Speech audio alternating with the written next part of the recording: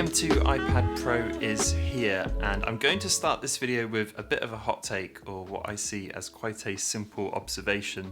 If you have the M1 iPad Pro from last year, or even the M1 iPad Air from this year, I don't think this iPad is really made for you, and I don't think Apple are trying to convince you to upgrade to it unless you've got something really specific in mind with the new pencil interactions. I've seen a lot of YouTube videos of people complaining about where's the big design update and where's the actual changes and what we're going to do with this new iPad. And I'm not going to regurgitate those things, I'm just going to tell you what it's been like to use on a daily basis, especially as an M1 iPad Air user as my daily iPad. I also wanted to talk about where Apple's iPad lineup is in general and my thoughts on that too. So I think we should get straight into it. If you like the wallpapers in this video, these are a new pack I've made in collaboration with Canupsi, so if you want to check them out, I'll link them in the description below. Let's talk about those new features first, and the big one here is the Apple Pencil hover feature. This effectively allows your pencil to kind of select things on the iPad before the pencil actually touches the screen, and it kind of shows you where the pencil is. Now, we've seen this a lot on other products, so it's nice that it finally comes to the iPad. And what I will say is it really makes the iPad feel a bit more alive, with everything kind of interacting with you a little bit more underneath the surface. It's kind of like this nice evolution of how the pencil works on the iPad. For example, in Procreate, you can change the size of your pencil tip without actually touching the screen, and it will show you a preview. And if you're an artist trying to get something exactly the same size as something else, or if you just want to see how things are going to look like before you put your pencil down, it's a really useful feature, and I can see it speeding up their workflow a lot. And in Apple Notes, it gives you kind of a very similar sort of thing. At the moment, the feature is really awesome, but it feels quite bare bones. There's not a load of apps taking notice of it yet. And for me, that's someone that uses Lightroom a lot on the iPad where I edit all my photos, I think this is a perfect area for Adobe to make some really cool additions. I think there's loads of space to see what edits might look like before you apply them, and see how certain controls change photos before even doing them, so you can just have a quick preview. I think something like that would be awesome. So right now, it's pretty limited, but when it does work, it feels just right, and I think Apple have kind of nailed that feeling of it.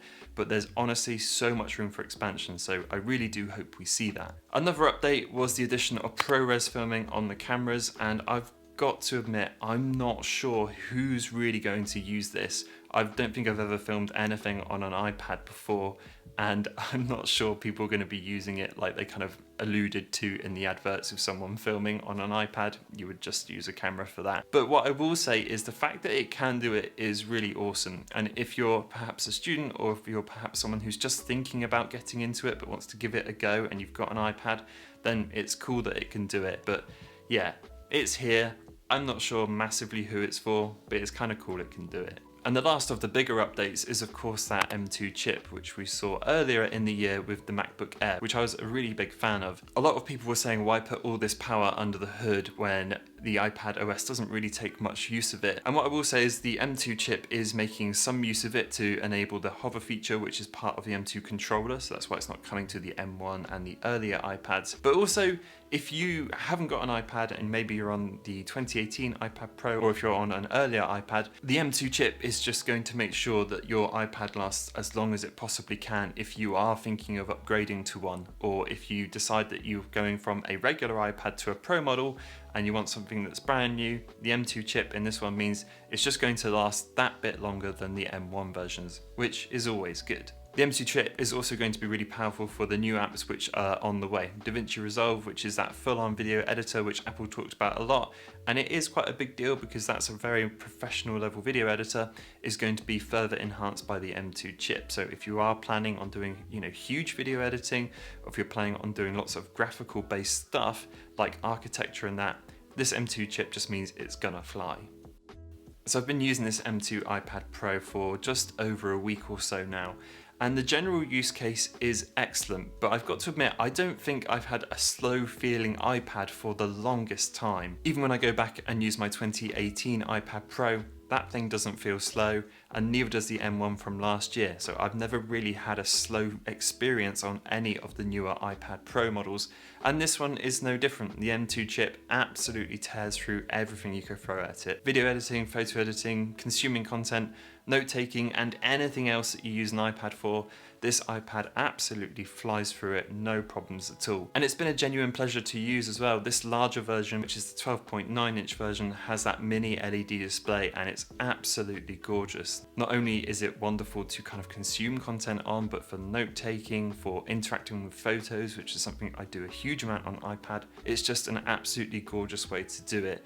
And this larger screen really just brings everything to life. What I will say is I haven't noticed a clear difference in power from the M1 versus the M2, and even going back to the 2018 kind of A12X models, all of these iPads seem to have had headroom for a long time. And you can see the power difference if you bring up a benchmark, but in general day-to-day use where you're using an iPad for iPad-based things, this one still flies the same as the old ones. So there's no huge breakthrough in like viewable performance other than looking at benchmarks at the moment. But that's not a bad thing, it just means there's power to spare in here. Before talking about what I think might be going on with the iPad lineup as a whole, I did want to give a shout out to MotionVFX, who are today's sponsor. MotionVFX is an online store which specialises in Final Cut Pro plugins on animation, graphics and video production, all while keeping it as simple as possible to use.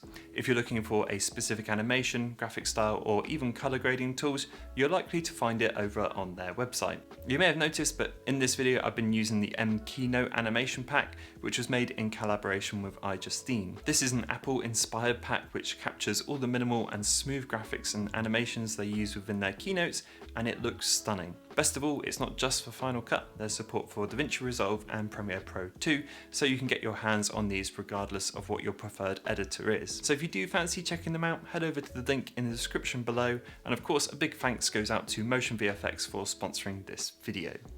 Okay, so this is something I've been sitting on for a little while, and I wanted to talk about the iPad lineup in general now, because as someone who recommends iPads to friends and family and to everyone on the internet, the iPad lineup is now probably one of the most difficult pieces of tech to recommend to people because there's so many options. There's the iPad mini, the iPad 9th gen, the iPad 10th gen, the iPad Air with M1 and the iPad Pro with M2 and the 12.9 iPad Pro with M2. So there's an iPad for every sort of price range and every sort of user, which on one hand is great because it gives you lots of options, but on the second hand, it just means there's so much crossover, it's really, really difficult to kind of explain to people what they should go for. And I think the reason there is so many iPads is because they kind of cater to two very different people. There's people on one side who just want the iPad for the tablet experience, you know, that easy computing use, who may have been put off by desktop computers before or by laptops, and they just want something nice and simple they can use very naturally, and it feels like an extension of themselves. And then there's these pro users on the other side who want like proper multitasking and external monitor support with Stage Manager and pro level apps so they can do all the laptopy things on their iPads.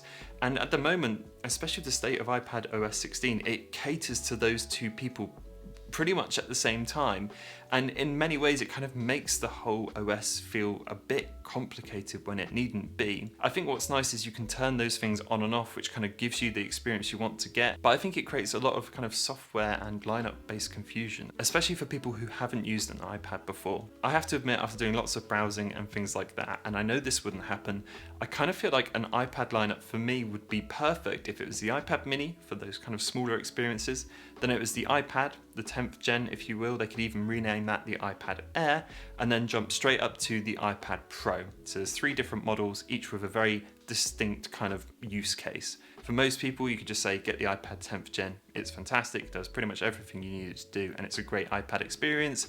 And then if you want a more pro level experience, you go up to the Pros, and if you're looking for kind of like that smaller experience, then here's the Mini. I know that wouldn't happen, but that would be a fantastic way to kind of see the iPad lineup, so there's just this really distinct difference between all of them.